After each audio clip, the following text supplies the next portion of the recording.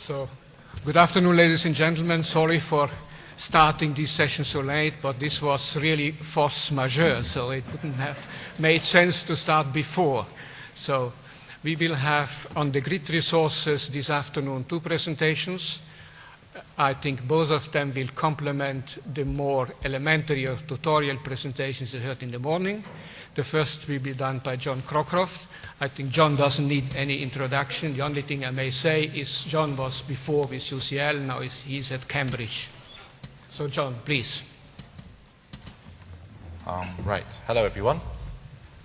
I thought I would just extemporize on the idea of what OGSA is. And maybe it's what you would wish for about 2 minutes ago, if you were Irish, was the Germans committed an own goal service architecture. But it's much better to actually get a goal properly.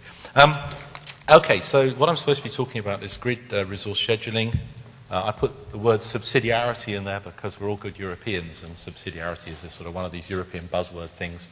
And what I'm going to talk about is some of the ways we're thinking about doing this in a project that, or a couple of projects that I'm involved in, which are largely based in my old laboratory at University College London, which is part of London University, the computer science department, but with the physics group there and their sort of extended membership of the European Data Grid and various other programs through a guy called Peter Clark, who some of you probably know.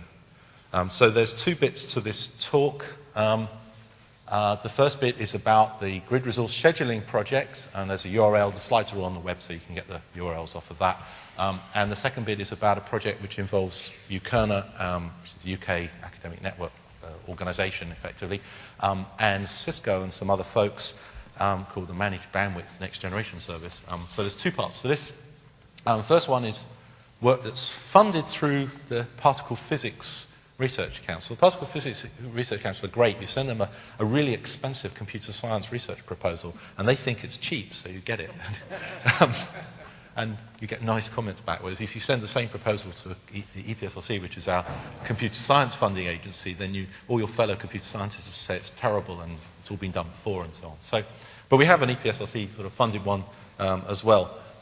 Okay, so, and there's various, I guess I have to give credit to other people involved in most of the work. The driving force behind a lot of this is Pete Clark, who's involved, his fingers in a lot of pies around the high energy physics community in Europe, and a couple of colleagues of mine back in UCL who are doing the work in the computer science bit there, and I'm sort of advising on this, so it'd probably be better if they were here to talk about these.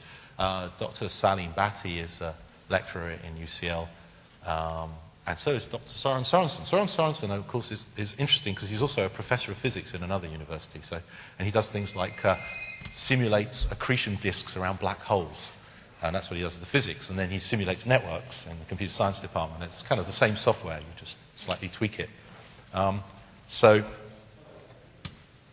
This is a terrible limerick, so I'll skip over that, sorry. Apologies to local people who are probably sick to death of people making terrible things there. So grid applications we've heard about use lots of computing resources, CPU cycles, lots of CPUs, lots of storage. Big numbers are bandied about. We heard as much storage as there are seconds since the beginning of the universe, and that's quite small. There's a grid community up the road from me in Cambridge, which is the Genome Park, which is the main place they do the genome database. They already have 1/4 of a petabyte of store on one cluster. When they do a query on the genome database, every query generates at least 300 gigabytes, which they cache because many of the queries in the same hour are from people who've just read the same paper that's been posted on the web. So you have a virtual community of people who are coordinated and synchronized by looking at a paper on the web, which is basically the grid version of the /dot effect.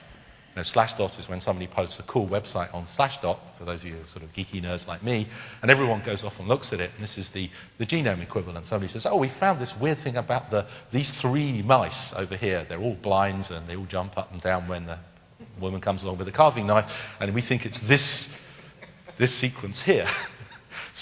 And then 300 geneticists around the world go off and check that.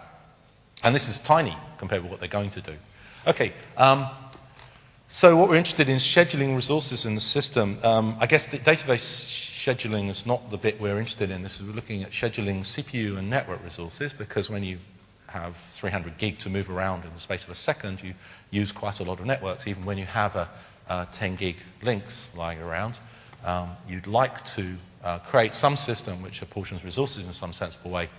And of necessity, the grid is about virtual communities of people who collaborate, but they may collaborate in many different ways. One of my colleagues in Manchester is involved in about 17 grid projects, and she works in all kinds of different aspects of the computing to do with those. And so she wears many different hats, and in any one day she might make calls on computing and network resources wearing different hats.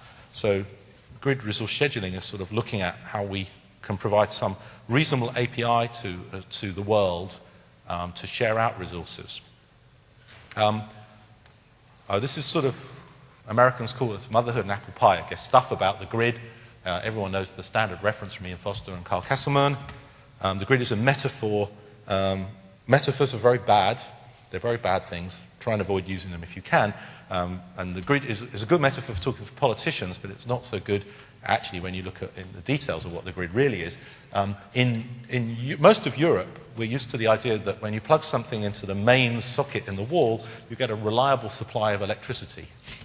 I know in California this is not quite so true. But, you know, we deregulated the utilities in the UK, some of you may have heard of, and we still get a reliable and cheaper supply of electricity. I can change my provider once every month for water, electricity, gas, and so on, and it's reliable and it's cheap and it's very effective. So the idea was you could sort of plug your grid app, you drop your 3 lines of Perl or Java or script or whatever it happens to be onto a computer that's plugged into the grid, and suddenly it distributes itself over the grid and does its searching for all its data and does its distributed computation, and back comes the solution. Of course, it's not like that at all. So the real kind of problems you might look at are nice big science problems. Big science gets big money, so where's all the dark matter? It's a typical physicist or cosmology question. How does a protein fold is a typical question you get from a biologist or medical researcher. Is there a recent one in the UK that was of some interest is there a connection between a measles, mumps and rubella vaccination and autism, which is a claim made by a researcher. It's quite hard to validate that. The claim's made on the basis of reasonable medical research, and many people have said they disagree, but how about doing that scientifically? Is the average temperature of the sea or the atmosphere increasing over some period or not? Oceanographic research and climate research and so on. Will a given shape wing increase the lift of some object or lift some particular mass at some particular velocity? It's not an obvious, there's not a simple solution to that when you try out novel shaped wings. And when does turbulence start to break bits off of the turbine in your 737-200, which is 26 years old, that I flew over on Ryanair a couple of days ago, which was quite exciting actually.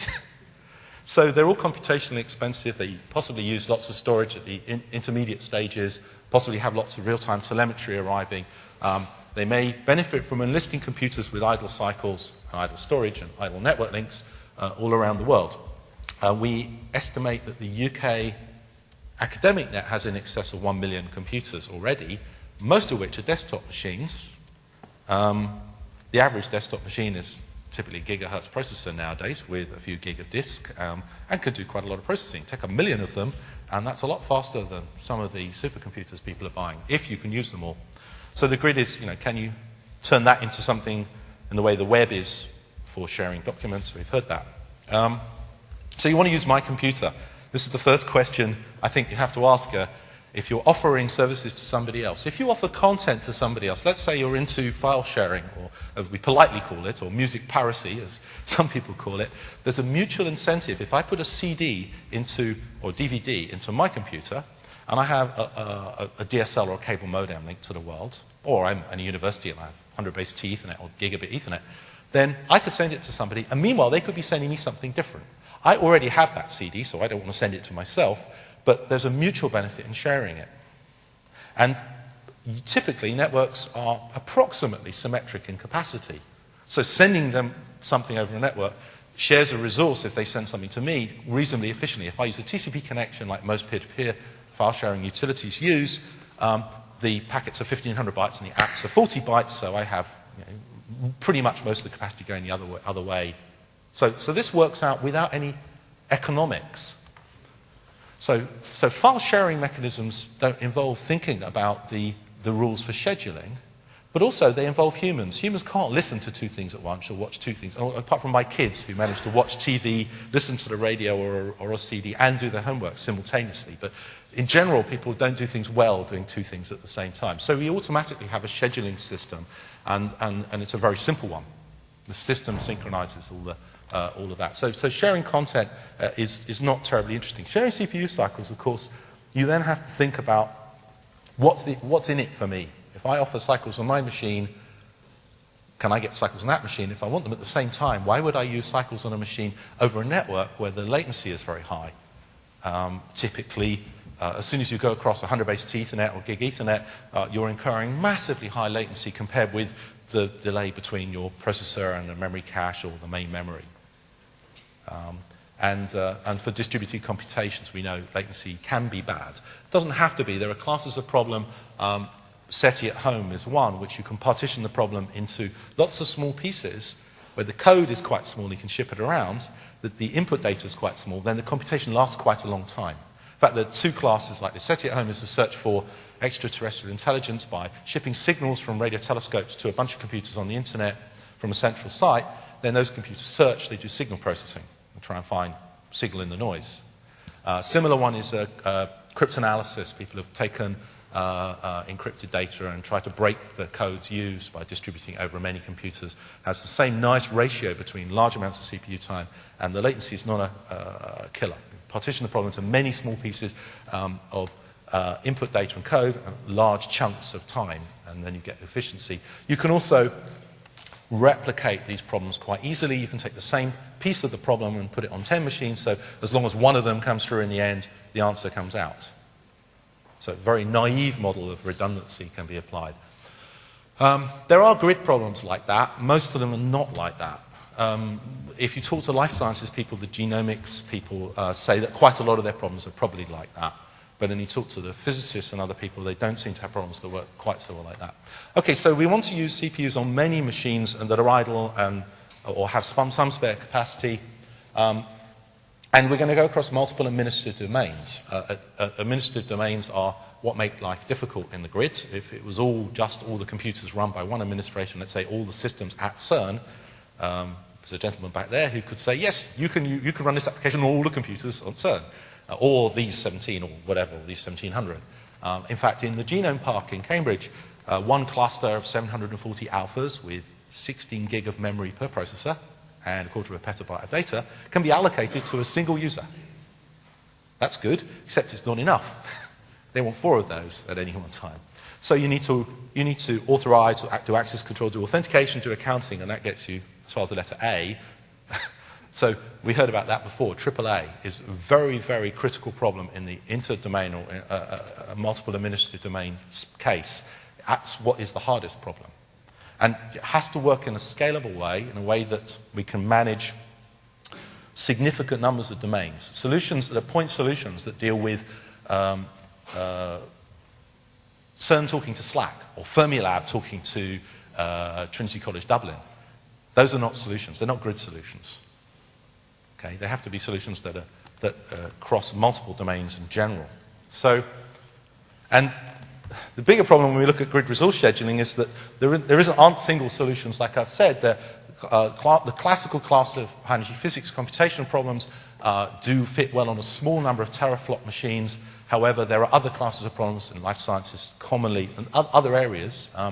Economics is one where there are some grid applications which can use very large numbers of modest computers. And actually, you look at the overall CPU throughput, it's not that different. But it's a question of the partitioning and latency of the problem. Essentially, and if you're doing something like computational fluid dynamics, you break the world into lots of little cells and you run the world's model forward a millisecond and then have the data communicate with each other. And if it takes you 10 milliseconds to do that communication, or 1 millisecond to do that communication, rather than a nanosecond, you're in big bad trouble. So that's why you need big clusters. Okay, so we also... as an input, we'd like to keep a resource scheduling system very simple. There are many I don't like using the word legacy. There are many existing resource scheduling systems for clusters. If you get a Beowulf cluster, it has a resource scheduling system for it. Okay, so we have to take that as written. So, so you want the properties of a good resource scheduling system are that it would protect existing resources. In other words, it's going to sandbox things in some nice way. It's got to deal with offering incentives, creating an incentive system. And like I said, the storage sharing has mutual benefits. CPU sharing, it's not so obvious. And then you need some forms of guarantee that if there is a sort of payment of some kind, then you get the resources, that there isn't denial or theft of service in either direction. Okay, so patch A, ODSA, but ODSA seems to be where the action is about how to do this, which is sort of web services and everyone nods at. So just think you've got SOAP and you've got a bunch of interfaces and you can call these. Think remote procedure call and a bunch of interfaces. In fact, go back and look at all the stuff that the OMG did with callback, because you just have to rerun a lot of that at the single node case to get the interface. So you have some form of request to get at resources, and it can be, you need to describe what you want to do in some way. So this is a remote job invocation system, even secure shell type model, except that it's not necessarily because you have push versus pull. You want to have efficient exception raising systems, including timeouts, which means you need to have an interface to an efficient notification system. You need to do with renegotiation because, hey, you know, computations don't actually go as planned. You cannot predict how long a program will take. It's a standard bit of basic computer science. You also want to deal with the scaling problem. The big problem with scaling is you need to be able to efficiently name groups of resources. So I would like to have a system which we can essentially think of this a bit like multicast, I guess. It doesn't have to be multicast, but I would like to be able to have people post their resources in some tuple space and say this set of resources are now available as a group.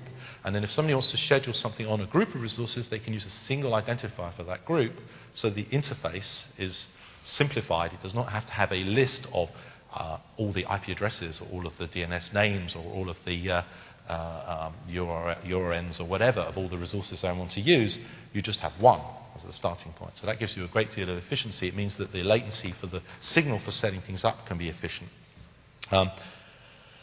At the network layer, this corresponds to having an efficient way of naming a set of endpoints on the network to which resources are allocated within the network. So this is VPN technology, which we have, so that's good, except that VPN technology tends to be quite costly to set up and tear down. It's not dynamic enough, so we would like to have an interface there that is a little bit more efficient. You can think of this as if you know RSVP, you could think of it as an interface that essentially wildcards things in a more general way than the typical way things are done. And then you need some accounting so that after the event you can make sure that people got what they had paid for, no more or no less. Within the system you have to deal with the actual scheduling, remembering that, of course, you cannot tell whether a program will actually complete in a given time. There are cases where you can. Obviously, there are programs which don't have any primitive recursion in them. There are programs that have finite iteration. In fact, many of the classes of problems that distribute over many computers involve fixed iterations over a set of data, often a reasonably large amount of data, with a predictable sort of virtual computation time. So those are quite nice. And they could be annotated or even automatically checked if they're in a reasonable programming language to say that. But many, of course, you can't say that. So you need to have all kinds of classes of schedulers. However, there are lots. And when you then distribute any of these, you find that it's extremely hard to do very much with them in terms of figuring out how to account for them.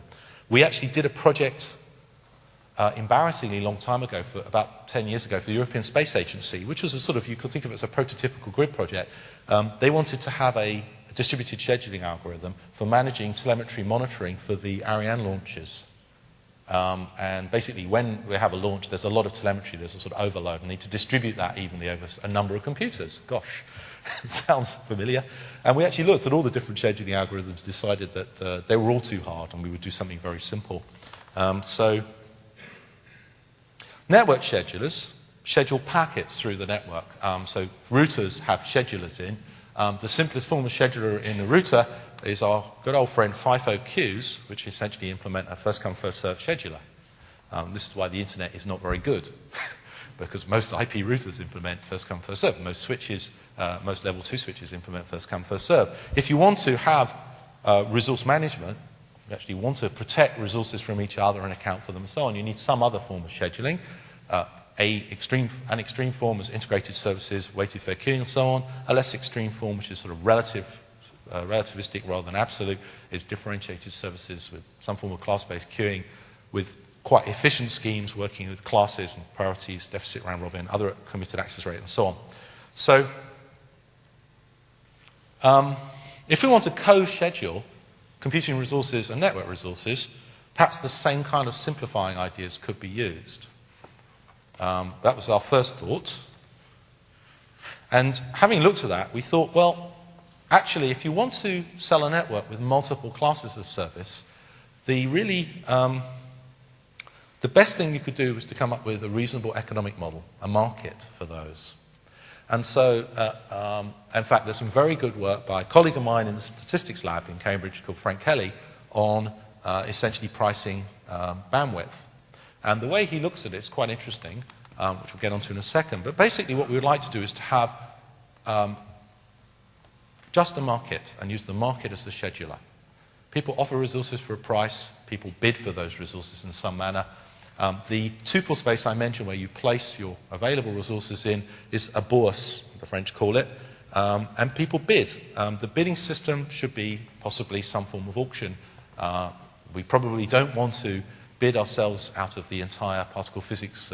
Well, maybe we do. They could spend all their money and then we get all the results. No, that's not fair. We don't want to run an auction the way they did with Spectrum.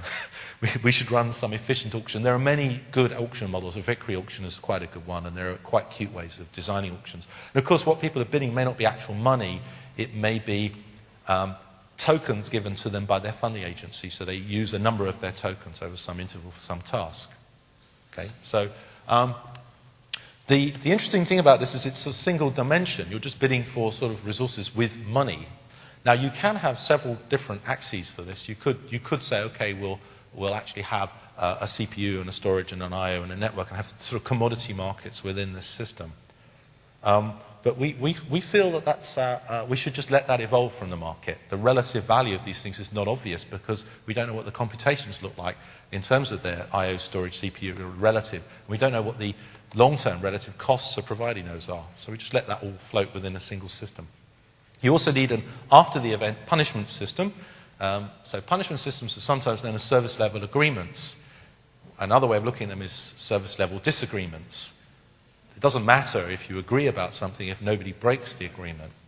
So I travel by train every day from London to Cambridge, and the trains are on average, in one direction, are average late by more than 2%, which means I get a refund. Luckily, the direction I go in, they're not late in, but they haven't noticed that yet. And I get a cumulative discount as they go on being late. And I was mentioning to Steve Deering earlier, actually, by next year they'll be paying me to travel on this route, which is quite good. So the service level agreement means you have to have monitoring, you have to have the AAA stage at the beginning, and the resources have to also post various other characteristics which could be breached, which are what I think software engineers call non-functional, but are important. For a computation which you have some idea about its CPU throughput, you would like to know what the mean time between failure is. Statistics tell us that Windows lasts about 6.5 hours on average, and Linux lasts about 65 days. And the last time I looked at TOPS 10 system I was using lasted 185 days and was then only brought down for preventative maintenance. Actually, most of you probably don't know what TOPS 10 is, but it's an old, very cool operating system. And so you need these long-term statistics about mean time between failure to allow people to choose things that are unlikely to break. By the way, somebody mentioned in a previous session about multiplayer games as a sort of rather, and pointed out a rather silly example of a grid application. A very good one is render farms used by digital movie makers. And these folks buy systems, with low mean time between failure, with extremely long availability, and they are grid applications. They distribute computations to render each scene over a number of machines. They deal with the fact they have heterogeneous machines. So occasionally people log in a machine and run some game because they're fed up with waiting, and it slows down. And occasionally the systems do crash. So they need to deal with redundancy. So we ought to look at what those companies are using. It's pretty good. So you need internet weather services and so on. These are sort of add-on, and the grid has a weather service, so that's part of it. So if we build this system as a market, of course, people say, well, the problem with the market is you're not sure what the price will be for what you want. So there are two ways of buying things in a market. You can buy a spot price or a futures price. You can also go to a broker who will do that for you and will give a stable price over a longer interval. So we think that that's a reasonable way to do things. For example, the particle physicist might buy resources across a number of other organizations' resources through a particle physics brokerage. And this will give them what looks like a reasonably stable price over the period of a project. And in general, grid projects don't sort of start at random, but also we have a large number of grid projects, so the sort of statistics fit together fairly well. We need to distribute the tariffs in the system and so on. That's actually just done with the same. The bourse, where people post their resources, posts the prices for the resources and so on. Now, we had a thought, which is we could price things based simply on the current demand. We could literally implement an automatic mechanism that's an automated market. So in fact, if you think about an auction, that involves people thinking about how much they're prepared to spend. But we could just simply look at matching supply and demand by increasing the price as demand increases. So the idea that Frank Kelly had in Cambridge was to do with network pricing, was if there is no load on the network, there is no charge. This is consistent with the flat pricing of the internet. However, the internet gets congested. If you want to avoid that, you increase the price. Some of you may have heard that the London and the UK are introducing road congestion pricing over the next year or two. This is actually meeting with approval from the drivers' associations and the users, because you don't pay to be in a traffic jam. You don't get pay money to be stuck in traffic. You pay money to keep other people out of your way. And in fact, the resource of a road and a network are infinitely renewable. They immediately are renewed once somebody finishes. So all you're doing is causing somebody to defer what they're doing, and they think about going some other time or using some other mechanism. And roads, for example, you move some people out of cars into buses, and if you move 10% of people out of cars into buses, you only need a few buses, and the system throughput goes up.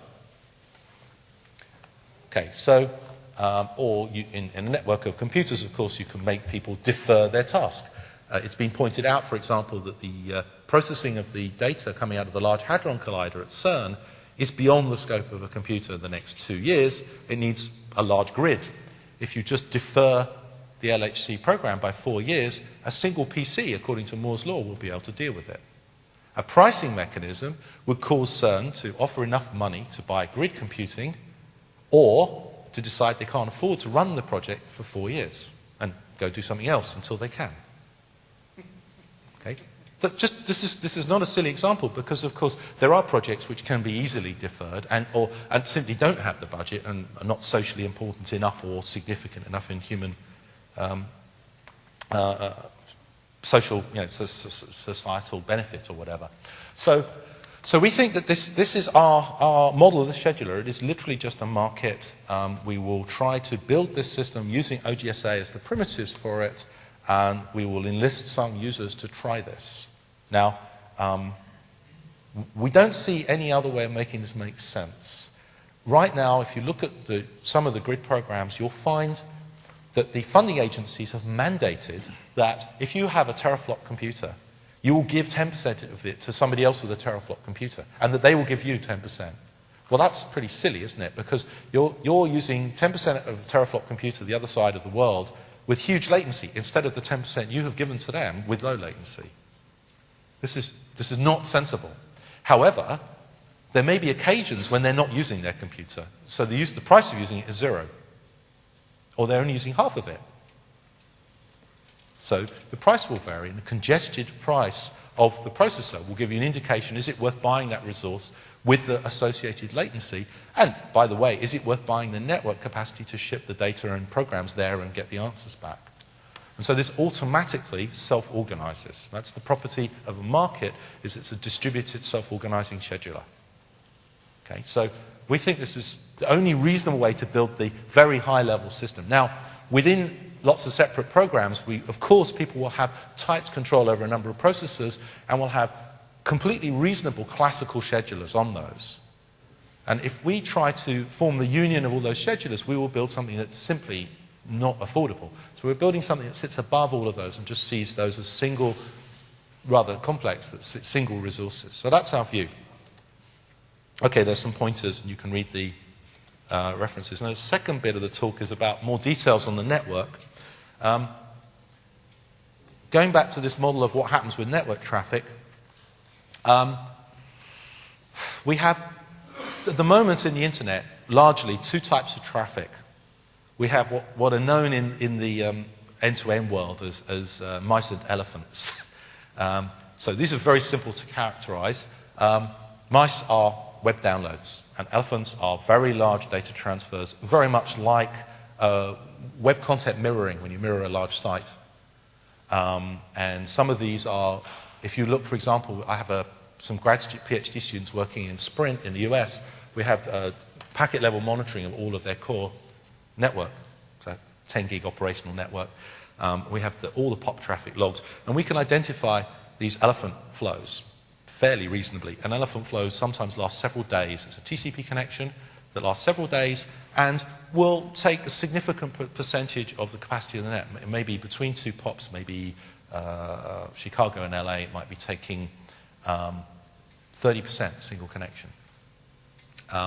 The mice are tiny little things, very, very large things. So the problem with the grid is that at the network level, it potentially introduces what I've termed cats. So mice, cats, and elephants.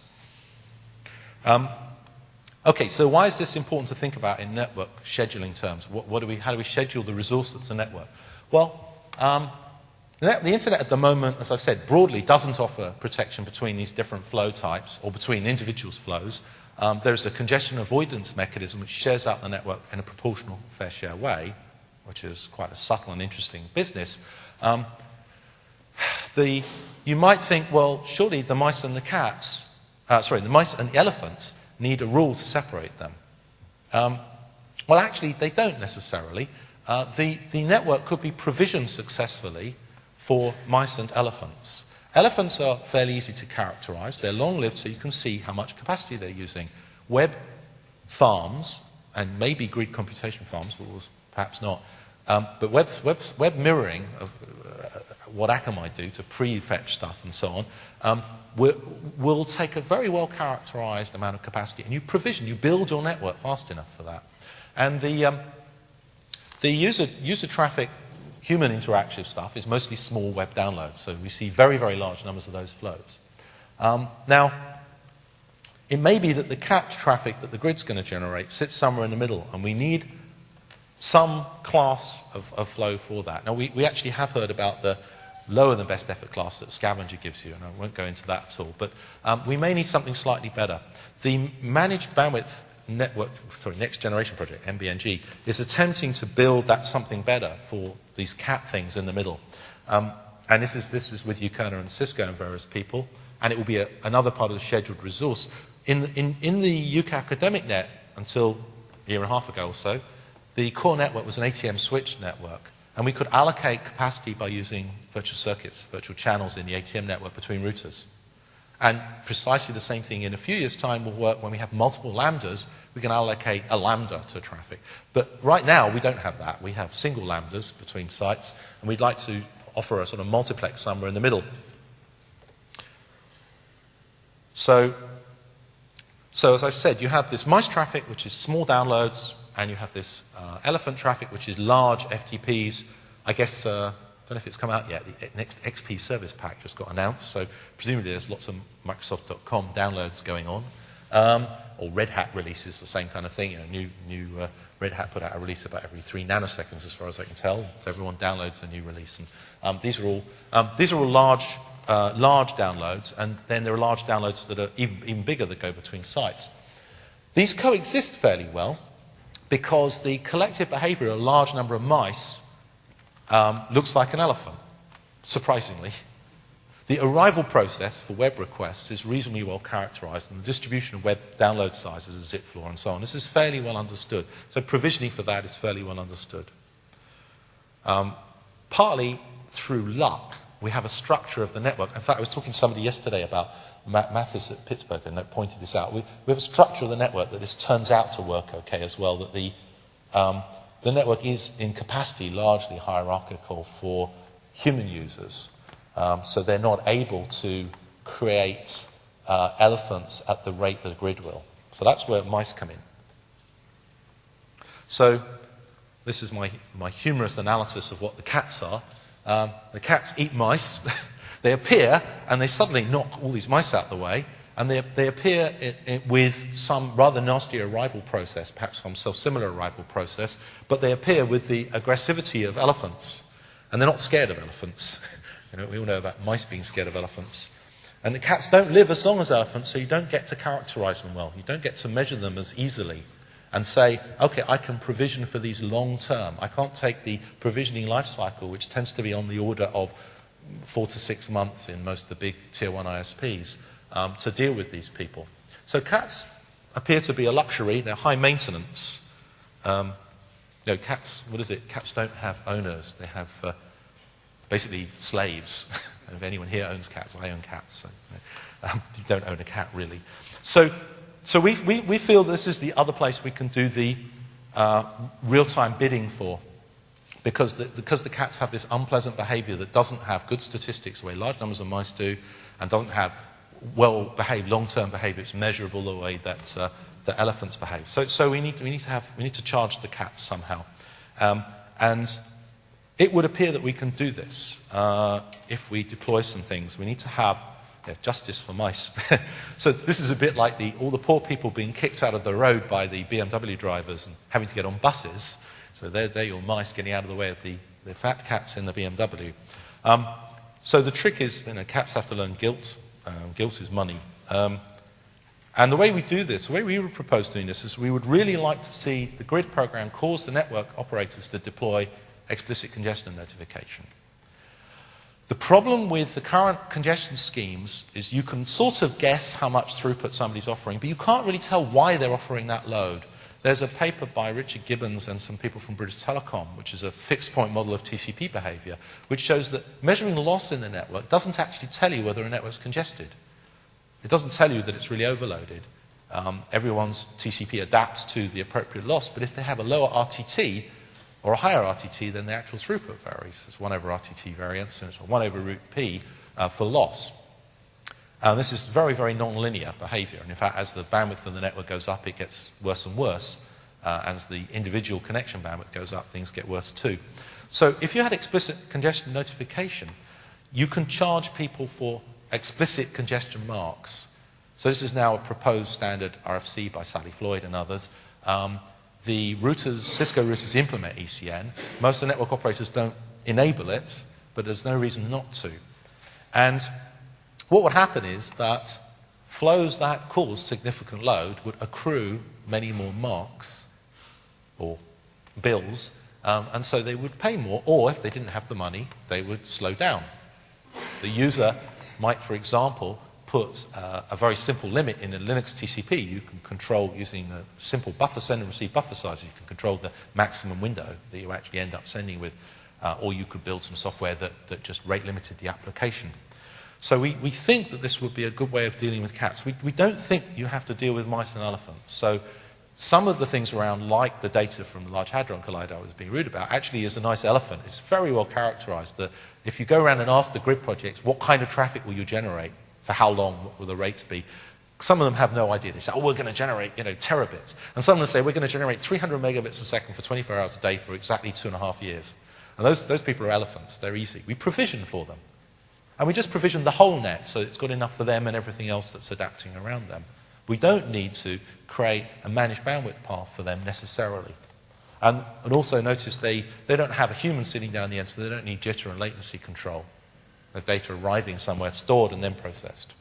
But the cats probably do, so we have a big problem with those. So, okay. So we would like to see ECN deployed. It has lots of other side effects. If everyone uses explicit congestion notification in routers, it's very low cost to implement. The average queue length in routers goes down a lot, which means the delay everyone sees in lower bandwidth parts of the net goes down. So there's a mutual benefit for everyone. So there's lots of network theory tells you this. However, if we're going to bill people for the ECN bits they set, we need AAA again. So we need this framework within which we have accounting and we have authorized people to use that resource. In fact, we've got a credit card or a billing point for them in some way, or for their risk broker. If they're going through a brokerage that's buying, we at least know that those people will be carrying the can for them. So we are looking at various different schemes here, but the story I'm trying to get, I guess the take-home story here is that we don't really believe that any of this resource scheduling at the CPU level, storage level, or the network level makes sense without a firm economic framework. In small communities, we can do one-off agreements to trade resources. In best effort applications, SETI at home is a great one, you can get away with sort of borrowing resources from people in screensavers and what have you. But the grid program is serious computing. These are projects with targets, and they're not computer science demonstrated targets. They are application targets where we will deliver a model that can solve global warming prediction over this timescale. And if you don't get the resources, then it makes no sense. We think that the pieces are not that complicated. So that's the story. So if you want to look at sort of background reference, there's a paper I wrote about modeling mice, cats and elephants and so on. But in general, I think I can give, if people email me actually, I can give a reference from my student who's got the analysis that pulls out the elephant and mice behavior from the Sprint network. And it also shows that we are already starting to see some of these cat-like behaviors. We're starting to see rather strange TCP flows that last several days. By the way, you can't go to the corner shop and buy this data. We're logging about 60 bytes of every packet on the Sprint core network, and it generates about a terabyte a day of logging. So, and the analysis takes a while. So we've seen these TCP connections in this data that last several days. And for some of the time, they will be running along at 300 megabits a second, and then they'll go quiet for a while. And it looks to us like people are starting to use schedulers to decide when they do things, because they are, for example, doing disaster recovery backup databases. They're moving a bunch of data somewhere, and they do it when they're not using their machines for other things. The New York Stock Exchange backs up its data across Sprint's network to some random place in Kansas, and it doesn't do it when everyone's trading on the New York stock market, because that would be a bad thing to do. It would slow down their responses. That's a little bit like the sort of thing we'll see in the grid, but there are only small numbers of them. And when we see large numbers, the life will get more difficult. So we think that this market-oriented approach is the right way to go. And that is the end of my talk.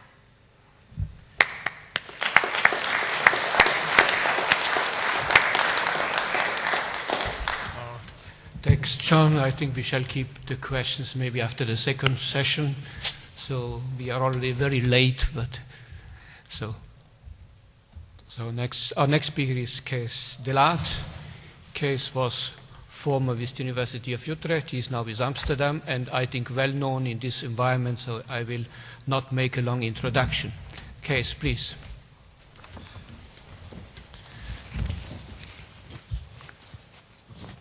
Well, actually, I had a question to you, and the point is that, well, I want to ask the question anyway. Because if you do a pricing scheme, like in this traffic, where you only pay if you are in a traffic jam, then for the people who are accumulating that money or getting that money, there's no driver to get rid of the traffic jams, because as soon as they get rid of the traffic jams, they don't get money anymore. So why should they invest in roads? But you can discuss that later. So I should click here, I guess. Okay, and then there's some, which, oh yeah, this one. Okay. Okay, about a year ago I changed jobs. Some of you may know, from the University of Utrecht to the University of Amsterdam, and I got actually into the group of Hertzberger, who in Amsterdam runs a project, the Virtual Laboratory project. And so my subgroup is doing mostly networking work. I mean, you might have noticed that this is already the third talk I give here, and the two other ad hoc talks are actually things I'm working on. So this is more or less work of the whole group, where I'm only partially involved in, but let me see how far I get. This is the button. So this is work which is done at the Informatics Institute in the University of Amsterdam, and this is all about a virtual laboratory environment we are designing and building on top of the grid, using the grid as a tool bag to get something done for a scientist. So the outline of this talk is introduction, objectives, components, experiments, runtime system, and obviously conclusions, as usual. You can also notice that I didn't make the slides myself, because I would never have put in this slide. So what is the VLAM-G project all about? It is a virtual laboratory, so VLAM stands for Virtual Laboratory Amsterdam. It is a collaborative analysis environment for applied experimental science. This is now the laser. Okay. It is on top of the grid layer, because the grid layer in itself doesn't give any solution apart from that it can schedule your jobs or things like that. But from the application point of view, you still need some kind of glue to connect to the grid layer to really efficiently make use of it. So we envision that you have all these resources residing over the world, which you want to use in your experiments. You have the grid, which gives you a tool kit to distribute your processes on those different resources. As John also said, this is of course a heavily multi-domain environment, so you certainly need AAA, and many of you might know that we are already for several years working on generic AAA components, also within the IETF, IRTF, now recently also of course in the grid form, where it probably can move forward a bit faster. So that is below here. And then on top of that, the Amsterdam group is creating a kind of glue layer which allows an easy interface from the experimental's application domain towards using the grid toolkit towards all the resources which are there on the network. And so the components which together form that virtual laboratory is what I'm going to talk about. So what are the objectives? The objectives is by designing middleware which bridge the gap between the grid and the application layer. There is still some hole there which needs to be filled for applications to easily use the grid and the resources below that. So this environment enables the virtual laboratory users to define, execute and monitor their experiments. And as we will later see, it has also the components. It has an abstract component where the scientist lays out the steps in an abstract way in his experiment. And then every component stands for resources on the grid and ways to transport the data from one step to another step in this environment. So this environment should also provide the users a kind of location-independent experimentation environment. It should also be familiar, obviously, and it should give assistance during the experiment so that they can get help if they get somewhere in trouble. And what is the most important, should also provide yet another abstraction layer on which it is easy to connect existing applications to this environment. When I, a year ago, came at the University of Amsterdam and tried to get acquainted with what the hell are they building, I mean, there were not many publications at that time about this system. The first order view I got from it is a kind of worldwide distributed or interface like LabVIEW, where components stand for certain parts of your experiment, and those components use then grid tools to really get access to the resources. That is a simple view, I must add. So why was this project anyway initiated? Well, if you look what the grid delivers you, it deals only with raw data. It doesn't do any interpretation of the data it is working with, and usually the experiments have a lot of structured data. The grid is just a bag of tools. If you currently look at it, I mean, even if you look to what the GPA group is doing, the Grid Protocol Architecture Working Group, they are trying to sort out how now the architecture of the grid should look like. This, for the most, still spaghetti and so on. There is now coming structure in it, but the architecture is not that clear. It is mostly still a bag of tools, and to make applications really make optimal use of that bag of tools needs still help. So what is now the overview? This is a functional overview of the environment which is created. You have here the grid fabric, the farms, also network elements, microscopes, so also scientific equipment like cyclotrons, microscopes, different things. Also visualization systems, so the cave or visualization desks are also considered equipment which lives down here. There are ways with grid middleware, with Globus, where which has access to or where these resources are reachable in, so they are gridified, if you wish. And on top of that is a virtual laboratory real-time system, and later we will see that in that real-time system there are components which talk to the grid, and where abstractions of these resources are kept, which allow the virtual laboratory to really interact in a kind of, well, standard, but standard within this system, obviously, deal with those resources. And obviously there's then an API between the grid, these resources, and the virtual laboratory system, which then allows the virtual laboratory system to access those resources and to run and steer them.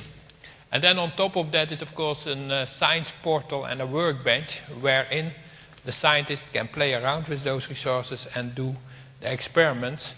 On top of that, obviously, the application domains live. And currently, for 3 different application domains, this system is now prototyped. And coding is going on, but parts of the system can already be shown in Amsterdam. This is where we are located, for people who don't know. This is the University of Amsterdam in the Watergraafsmeer. Here you have the supercomputer building, where they have the 1024 node Teras machine and also a cave. Here CWI, NIKHEF, the National Institute for Nuclear and High Energy Physics Center. This is the old accelerator, but that is now completely evacuated. There are now startups and all kinds of companies in which probably are now all going broke because they're mostly telecom companies. I did actually my PhD over there, but that's set aside. This is the University of Amsterdam Informatics Institute. My office is over there. So this is, and this is actually the solid state physics building where one of the applications which makes use of this system is located. So, what are the steps? If somebody is going to do an experiment, you start with, there are different steps. You start with information gathering. What kind of experiment do you want to do? Then, of course, you do your experiments, you get your data out, and then you need to do interpretation. And based on that interpretation and new information you gather, you go through this cycle.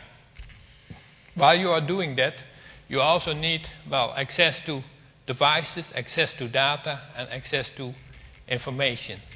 The virtual laboratory tries to give tools where people start out with describing this process, the process on the top, and for every part of that process on the top, create some binding between those steps So between this abstract work, how to get from raw data and an experiment to knowledge, to create links with the real devices, the real data, where the data has to go to, how to be transported, how to be interpreted. It was produced with one device. Now it's going to a completely other device on a completely other location.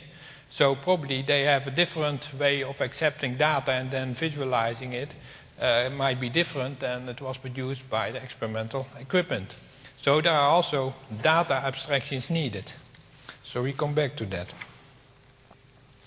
The virtual laboratory architecture, which is currently built, looks like this.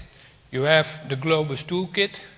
Below that you have devices. It's not depicted here. There are databases where all the data, so the process flow templates and diagrams, which I just showed, and which will come back also, are stored. So all the relevant data of the process of the virtual laboratory are stored there, but also the experimental data might be stored here, but can also be stored in raw data stores. There's a runtime system which interacts with the Globus toolkit. So the application itself does not need to interact directly with the Globus toolkit. It comes later. There's a front end, which is obviously a kind of the screen where you look at the user interface. That's the front end. It has a link to collaboration tools that is not yet filled in. I mean, this is a bit put towards put backwards in the project, because we assume that if the access grid is really a success and better structured than it currently is, this will probably be filled in with access grid nodes. There's assistance to modules to give the help function to the people who are using the lab. There's a kernel database which provides data of the current running experiment to the RTS and to the assistant. And there's, of course, an application database which can be fed into this system also. So how does it look like? Now suppose that I'm going to do an experiment and I have several resources which are existing, which I need to bind together. For the moment we think that they are in a single domain. Obviously I am very well aware that we need AAA and multi-domain features because the resources you will use will never be in the same domain, or not always be in the same domain, not owned by the same owner, so provisions for that are needed. But for the current first incarnation, we consider everything to be in a single domain. You have here your resources, and then you have to gridify your resource. So there is a component, there's an API for it. Part of it is, of course, grid FTP. This is a grid FTP engine, and part of it is an interface to a module repository where a kind of abstract mirror, a description of your resource is kept. There is an API between this and this, so this resource needs to be extended with a small piece of code. It can be very small, really only a few 10 lines of C code, which talks with this module repository, which shows what this resource can do, what data it needs to get, what data it produces, and what its interfaces are. And if this module is in this module repository, that holds for all the resources you are going to glue together, so your experiment, your storage, your visualization, then this session manager, this runtime system, can, in a kind of LabVIEW way, you can pick those modules and draw lines between them and show how the data flow in your experiment will be.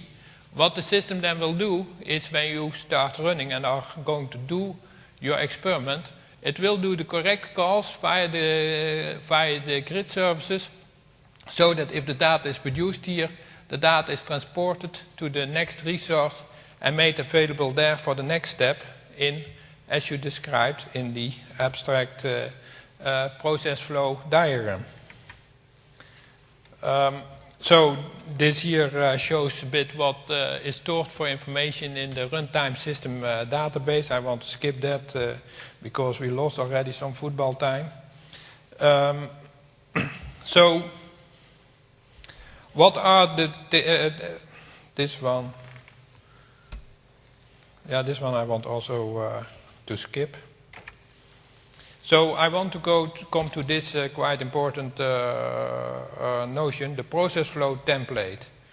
The process flow template is the abstract description of your complete experiment. It is used as a blueprint for a specific type of experiment. It is not the blueprint or the description of a specific experiment, but of a specific type of experiments. For example, in one of the experiments where we now use this, we do chemical analysis of the paint on old paintings from the musea in Amsterdam. And well, there's always some kind of same process which is then done to get some paint and put it through the different stages and then interpret how much Laat was in, how much of other elements was in, and connect that with the ages or with the times that the painting were really painted. There is of course a standard process, but you can do it for all Rembrandts or for all Van Goghs or for all other painters. So the generic process you lay down in the PFT. If then an experimenter comes, then he can load such a PFT. It looks like this. It is also with a graphical editor that usually either a scientist but usually also an expert makes. Then it shows exactly the different steps and how they are connected together to do that kind of experiment. So for a specific, for a Max Lab experiment, there's another experiment.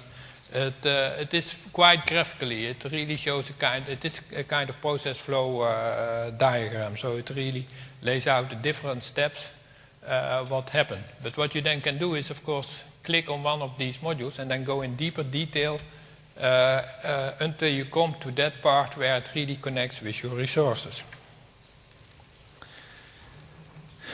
So it is a data flow like it is for data flow like experiments with modules. You can then handle the control parameters and the read state of your experiment, and you can interact with the grid layer to really steer those processes. So the interaction then from your application and from your resources with this virtual laboratory environment is via an API, the small API where you need to add some code to your application to enable to let it interface to that virtual laboratory, and for your resources to let it also interact with this module repository. So the status currently, the module skeleton and the runtime system manager are now available. Parameter control modules are now also available, and the communication is going via grid FTP. I must add, there is also coming up work probably on that grid FTP part, because, as I said already, the data which is produced by one module, if I now at once decide, okay, now I put that data, I need to look into it, I put it into a module which is connected to the cave, then the cave needs to know what the format of that data is which it is going to get. So we are also thinking about and coming up with ways with XML schemes to provide the structure of the data so that it can be interpreted in a quite generic way on the other end. The front-end GUI is also ready. There is now an experiment topology editor, so the previous pictures which I showed you, we have now editors where you can really draw this, put pictures in it, draw the lines, draw the process flow diagrams and so on. So those editors are now available. This shows you a bit the test bed we currently have at in Amsterdam at the site of which I showed you the picture. We have now 4 or 5 different locations. Obviously, the NIKHEF, we are also doing this with the high-energy physics people to include the environment there. There's now a VLAM-G component. At the UVA, we have compute clusters, which are now also running this, so that if somebody is coming up with an experiment, can include also compute clusters, which we have there, and put data in there, do calculations, and then output the data to somewhere else. This is the solid-state physics part. This is SARA, the compute center, where the big storage facilities are, the cave, and also some Tera computing resources. And the University of Leiden, where actually medical applications are located. And this system has already been used for interpretation of medical data. And I think I have also pictures of that later. Here you see a bit how the front end looks like. So this is such a view where those modules, you can connect them then, and the system takes care that the correct data and so on can go. I mean, same as actually in LabVIEW, and you have then ways to describe what the module, so the resource behind that, or the measurement behind that, what its relevant data is. So, was this a measurement, or what painting was I trying to ruin to measure it, and so on. This is a very small demonstrator, which they now have ready. Which shows that you can have two components, one component producing some data connected to different other components which can run on different computers somewhere in the grid environment, but you really pick two resources, you draw the line, you say, here I produce data and there I want to see it. And well, it shows it. It is very lightweight. You don't need to know anything of the underlying grid layers or IP addresses or something. There is somewhere coming up a list where you have those visualization resources and where you have this Monte Carlo resource. So it is really, well, even I could do it, you know, so that kind of easy way. The floating ball, I don't have pictures of that, but we have a kind of a small experiment with a floating ball which we want to provide to high school students, also using this system so that they use it in a browser or in an X screen, but I guess in a browser, where they can do a small experiment remotely controlled, even with a camera on pointing at it, so that they can do a small experiment, make the results and give that to their teacher. It's a kind of small assisting, giving a kind of small experimental environment for use for those high school students. This is that painting experiment where they take old painters, and then they analyze it, and then they get these kind of pictures and can draw all kinds of conclusions for it, which I cannot reproduce here. And this is actually the one which we do with the University of Leiden, where the data from scanners is put through just gridified computer clusters, feature recognition is done, and then you get all these kind of nice pictures which they preferably show you before dinner, and after that you don't want to eat too much anymore. So what are the potential research issues still to do here? And this is not exhaustive in my opinion. Resource management on the grid is obviously quite a nasty problem. Security issues, and security has many different phases. I mean, security is an overloaded term. One way of looking into security is, of course, the authentication, authorization, and possibly the accounting, but the AAA problem has many times already been mentioned here. But of course also protection. If you have a grid where more different organizations are working on, like healthcare, which I showed you just a moment ago, where you have huge privacy issues. I mean, one patient wouldn't like somebody else to know what kind of disease they have or things like that. So protection, confidentiality is also an issue And that's also something which needs to be studied. Otherwise, you can never get different industries and research organizations starting to work on the same grid. I mean, they just won't do that. I mean, their data is their asset, so they will try to keep that private or secure. So if the grid is not able to provide that security, then there's certainly a problem. And federating data on the grid is then obviously the problem, because well, getting your data on the grid is one thing, but putting it there in such a way that an unrelated experiment, after being authorized to use it, can really use it, needs also abstraction of data, interfaces, and ways of transport that data to that other part.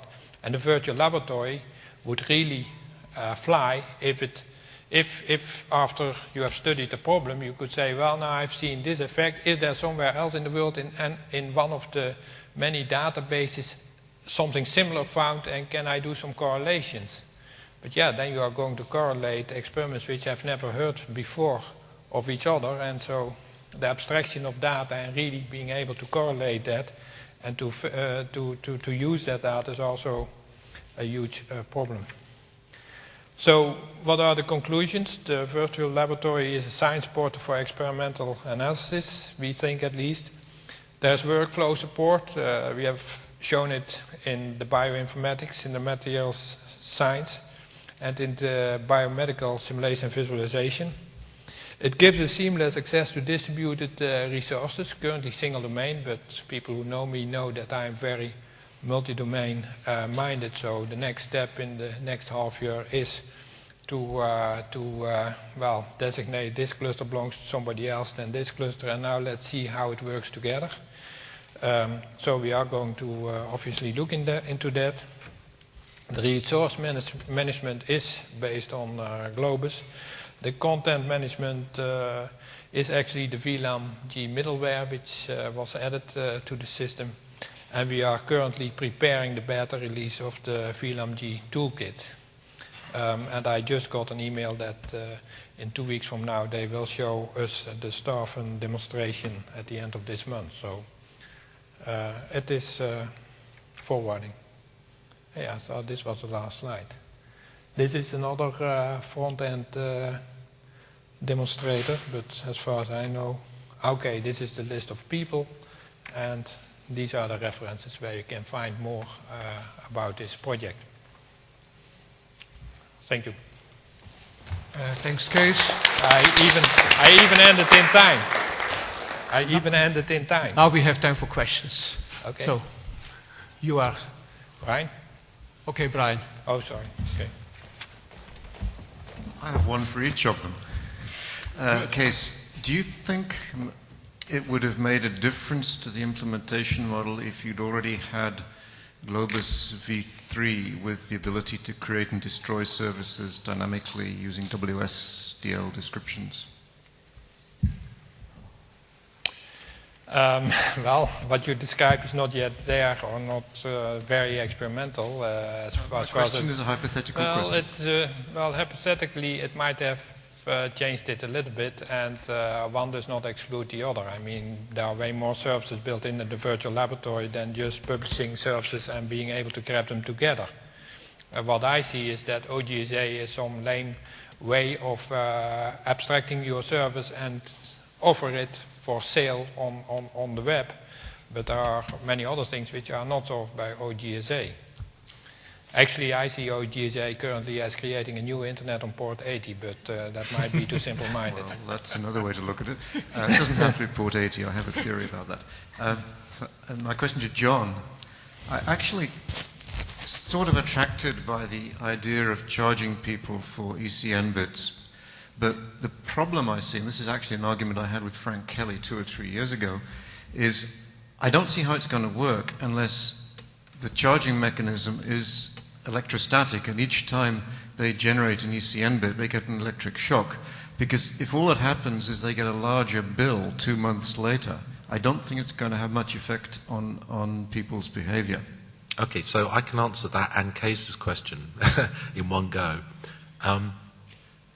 Typically, people use a congestion avoidance scheme. ECN gives you an earlier notification of congestion without losing packets. You're effectively running a control system, and you can use a set point controller. So you set the point according to the price you can pay. You don't dynamically change your price very often. The point is that over some time scale, the system effectively does distributed market research in what people are prepared to pay for various things. A set of people go and figure out what the various set points are for new applications more quickly than they would after 1,000 publications on QoS and MPEG and blah, blah, blah. And we need that because grid application writers are writing many applications. So it's true that unless a person is sitting there having to take out the green and folding stuff from their actual pocket, then a dynamic response is not going to be that likely. However, you know, when your chancellor of your university gets a bill for your lab that went up from last month, then they may come round and change your viewpoints about things. And this has already happened with billing in the UK university network, for example. So there's an existence proof that to some extent it has an effect. It stopped student dorms using peer-to-peer and so on. And it also raised more money, so we had a faster network, which was good enough too. To answer Cees's point, which was, okay, so isn't there an incentive for a network provider to merely run the network congested so they raise more money?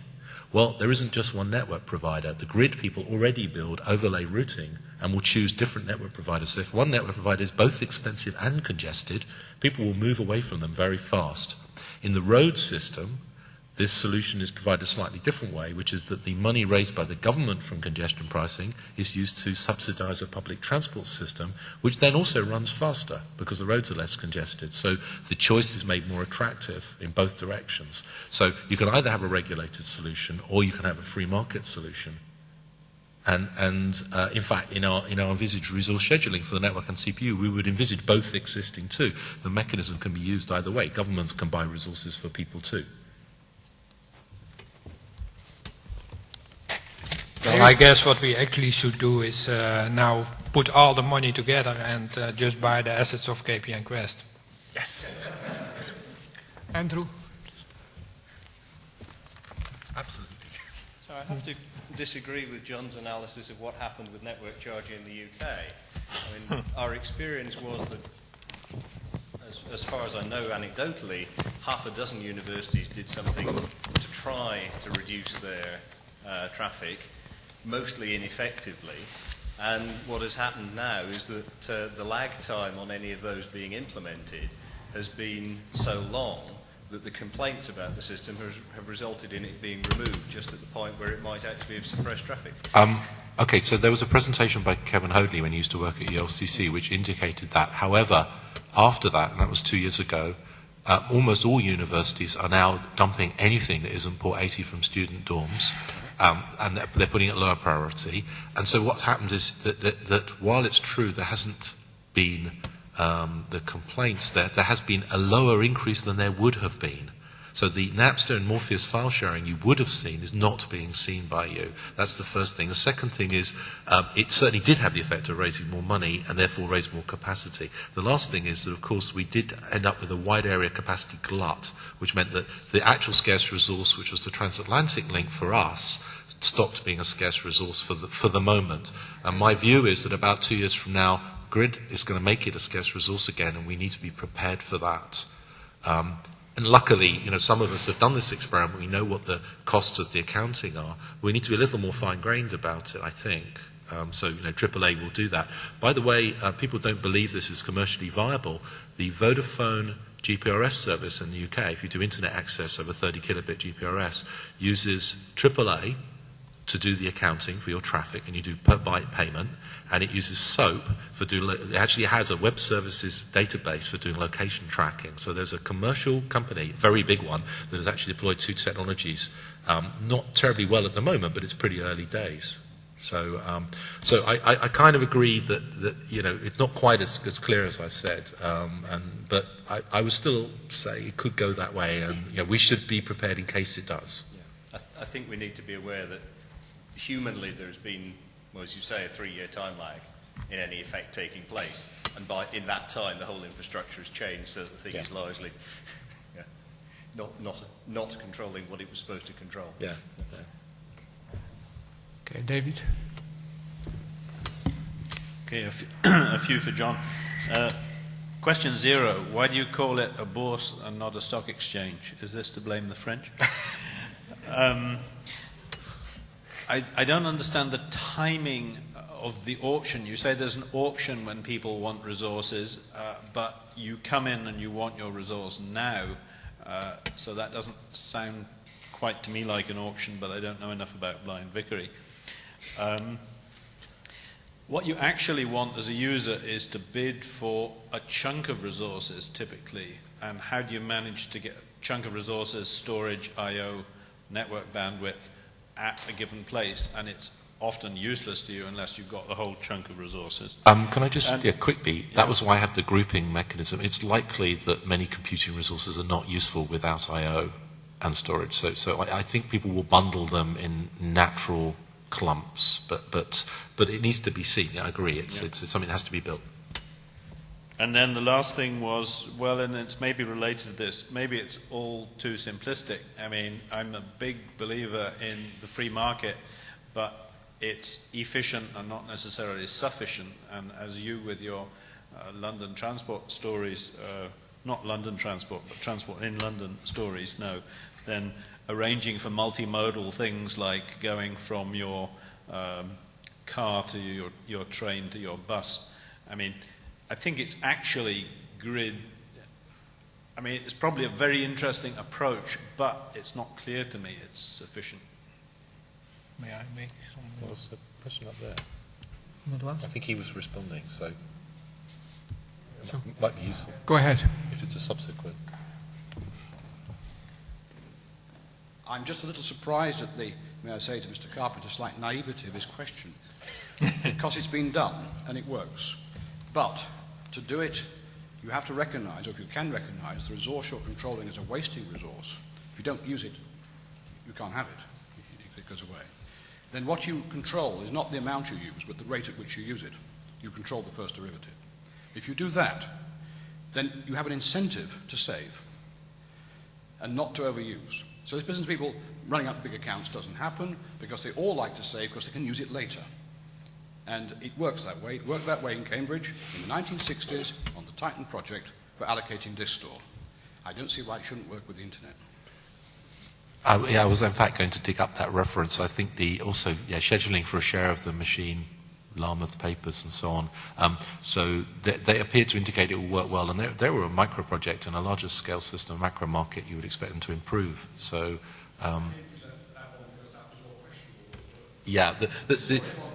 the other issue with some of these pricing experiments is that the user did not see the price at the point of the pain was, so the lag in these systems is unfortunate.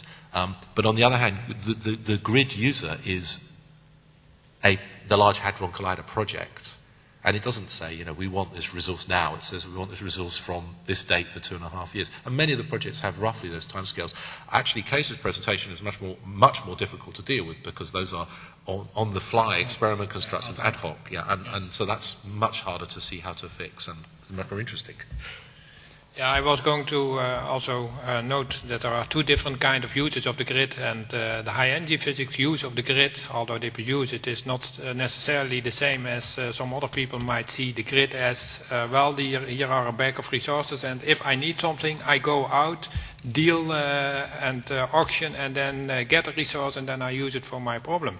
The high-energy physics community is what he says needs the resource in 4 years from now, and then they need it for 15 years. So the scheduling, accounting, and everything should be very stable. I can remember a meeting in Frascati last year, where in the data grid meeting, we were also dealing with AAA, and the first A was dealt with authentication, then the second A was dealt with authorization, or more or less who can use when what. And then the third A came up, and there was a big turmoil. I mean, everybody was, the only question was, do we do it in euros or in dollars, And there was a big turmoil. Nobody wanted to talk about money. And actually nobody was doing any planning, programming or architecture on how to deal with the money because they don't have money. They don't want to pay. They just want to use. So necessarily expecting from the same community that they will do the accounting right is a vague hope. True. Okay. One more question? Where's the coffee? No more questions. Thanks to the speakers for this interesting presentation. Yeah, that's the biggest problem. Trying to change the culture.